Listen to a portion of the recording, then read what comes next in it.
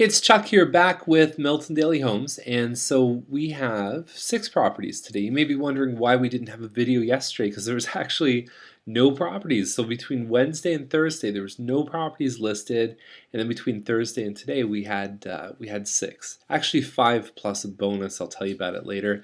The first one up is 324 Andrews Trail, and it's at 349.9. It says in the description 2215 square feet of finished living space, and that's a lot different than the actual square footage that most people quote, which is actually the main floor plus the upstairs minus the garage space. So you don't include the garage, but you include the closets, the staircases, the rooms, all that kind of stuff, the hallways. That's what it includes. And actually, technically, it actually gets measured in halfway into the wall. So if you measured every inch of your house and then compared it to what the builder quotes, you'd probably be a little bit less. So interesting fact if you're curious. But this one would include the basement, which is probably 400 square feet of living space. Let's go inside. So you've got the front door, and then when you look at the next picture, it actually backs up a bit, and you can see that you've got this room here. There's more room to the left, and what happens is, so there's the room to the left there, and then you've got 2 pass-throughs into the kitchen, and in the middle is the island with a wall here. So it's kind of closed. I don't know, some people like it, some people don't. The blue wall is probably not helping their cause, okay? Like, the paint is cheap. I know sellers will say that. They'll say, hey, you know what? Someone can just paint if they don't like it. But buyers really want the move-in ready, and it's the impression, because they're going to notice this before they notice that. And that's the big issue with paint colors, is you want them to notice the value features, not all the work they have to do. Same thing in this room here. I'm sure it matches very well with the bed, but it may just, it may grab people the wrong way. So there's a lot of space in this one for the price. I definitely think it's the biggest one, under 350, and you get a 100-foot lot, which is good. Now the only thing that I would be concerned about is the location. So you look at Andrews Trail, and it's right here, and then you've got Thompson Road. Now when you go back to the listing, now keep in mind, homes on the west side backing onto Thompson are not such a great thing. Value-wise, it doesn't help their cause. Fronting on the west side, that means it's on the west side of the curb, so it does back onto Thompson. So I don't know. I think I have mixed feelings about this one. I think pricing for the size is quite good, but I think there's a lot of noise that's going to come out of this one here, and it might be a tough one to sell. But yeah, I would say paint and noise would be the 2 issues I'd have with that one. So Bar Crescent is an absolute winner. It's at $454.9, and I think they underpriced it personally. But you've got a Quincy corner. It's on the corner. Bar Crescent's a super street. There's a park right nearby, and so you've got the double garage. A little bit hard to see, but when we go inside, you've got a gorgeous staircase, iron pickets. Around to the right is actually the living dining, so that's what you'd see when you turn the corner. Nice high ceiling in the living room, and the colors are just beautiful. It's a nice classic brown color. Extra pantry, eat-in. The kitchen has granite counters, which you can't see from this angle. Family room upstairs. You've got 4 bedrooms plus a laundry. Master ensuite's a little small, but it's very, very efficiently laid out, and I love how this is open. Normally that's a big drywall, like big behemoth right here. Open would look fantastic, so I love what they did there. That was a great upgrade. And here's the real cherry on top, is you get a pool in the back. Now yes, it's not the ideal time of season to sell a pool, but we just saw actually a record breaker happen in a higher price range. So I think that this one is undervalued. I think it's going to sell very fast, and I think it's an excellent home, like 10 out of 10, blaring lights, awesome. Chuck pick of the day for sure. Now the next property is actually very, very strong too. It's on Kalman Court.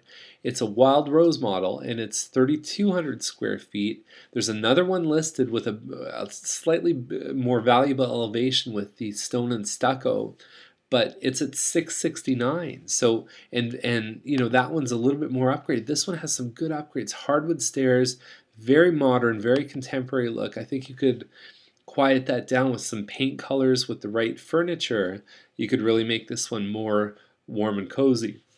Okay, so you've got pot lights in here. Iron pickets on the stairs again, great feature.